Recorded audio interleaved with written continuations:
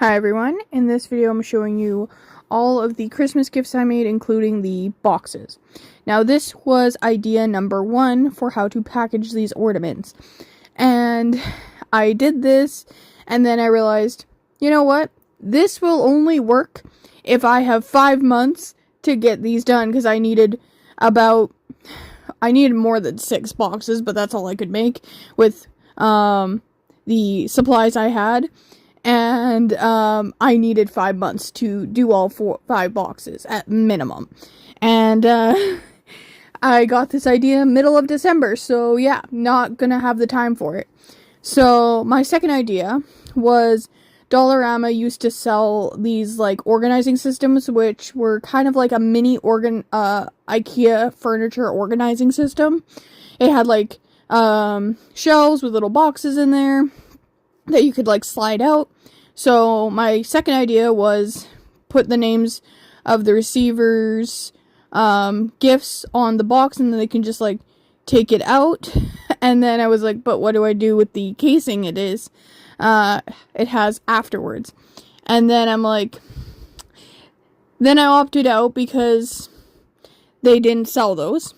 So I thought paper boxes next, and that did not work. So, because they were a bit too big for the paper boxes I had bought. So I eventually landed on felt pouches.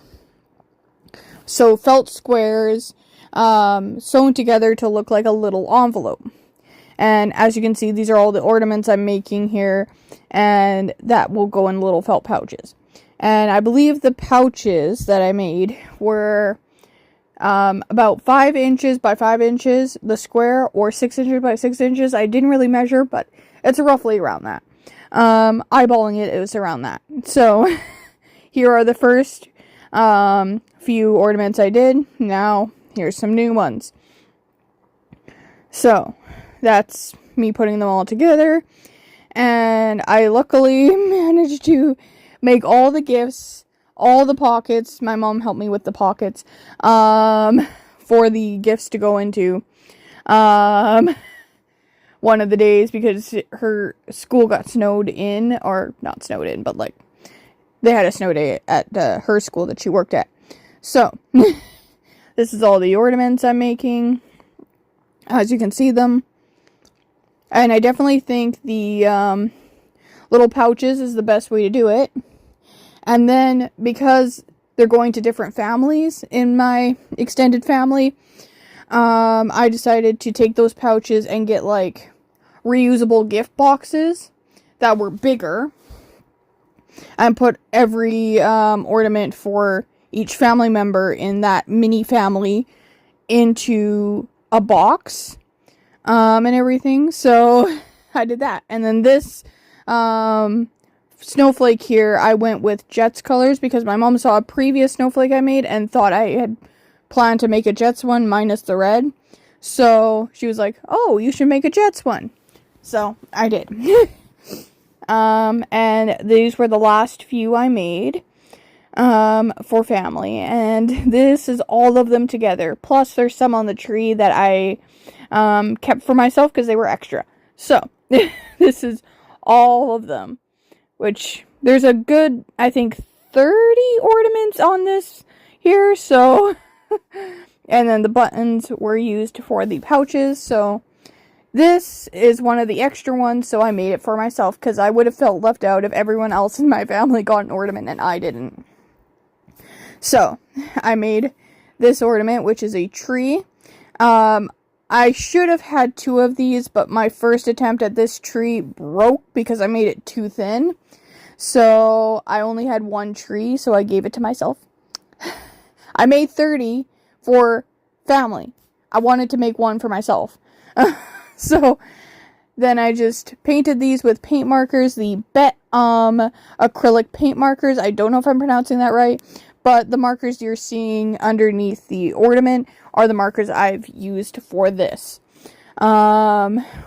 ornament to make it. And then every ornament has the person who received its name on the ornament itself, so they can have it for years to come and they can't re-gift it unless they know someone with the same name.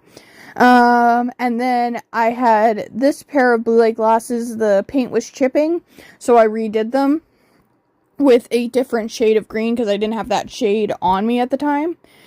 Then this is a compact mirror for my dad, whose name starts with an S, and this is version 1. But I went to go seal it, and it all melded together, so this is not the final version of this little compact mirror. And I only did one side of it because that's all I had time for. And that's the green that I used that's the wrong way. Because that's how I remembered, oh, that's the specific shade I used. Was I purposely put them into the packaging the wrong way. That way, they're still in the packaging. But because they're the wrong way, they stand out and be like, oh yeah, I'm still using that shade. Now here is the pockets I ended up making. So I cut out 2 squares, well, technically 3, and the third one I turned it on its side, so it was now a diamond, cut down the middle so there was a triangle, placed it on top, and then cut the side so it looked like an envelope. And then this side, I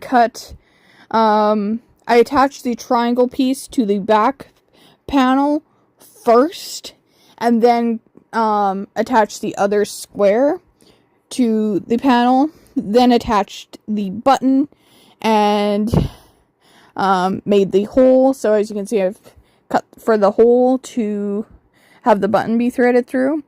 And then I put it down here just so I could center it right, and I used a marker to draw a little dot so that when I went to sew it, I knew exactly where to sew the button. And here, that's showing you that that's where I started threading it. And then here's the button in action before it gets onto the patch there. Or pouch, sorry, not patch. And then when I sewed the button, I did the X, and then I sewed a square around it.